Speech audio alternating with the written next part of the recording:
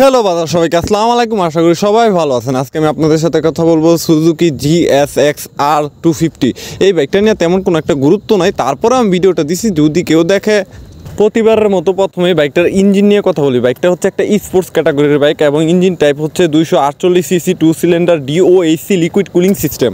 Maximum power 24.7 HP at 8000 RPM, maximum torque 23.3 Nm at 6500 RPM, number of cylinder 2টা, gear হচ্ছে 6টা, seat height হচ্ছে 780 mm, ওজন হচ্ছে 178 কেজি, ফুয়েল ক্যাপাসিটি হচ্ছে 15 লিটার। সুজুকি GSX R250R এই বাইকটা 2016 সালে লঞ্চ করা হয়। এই 8-9 বছরে বাইকটাকে কোনো আপডেট দেওয়া হয় না। সেই 2016 সালে যেমন আসলে এখনও পর্যন্ত তেমনই আছে, শুধু সামনে LED লাইট, পিছনের টেল লাইটটা LED এবং ডিজিটাল মিটার। এর জন্য বাইকটা এখনও পৃথিবীতে টিকে আছে, কিন্তু বাইকটাকে আর কোনো আপডেট দেওয়া হয়নি।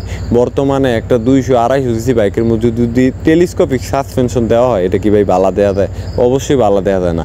এটার মধ্যে যদি একটা USB সাসপেনশন দেওয়া হতো তাহলে আরও ভালো হতো। এই ক্ষেত্রে আবার ইয়ামাহা খুব বালা, প্রত্যেক বছর কালার আপডেট করব এবং 5 বছর পরে পরে পুরো বাইকটাই আলাদা করে নেব, মানে পুরো বডি চেঞ্জ।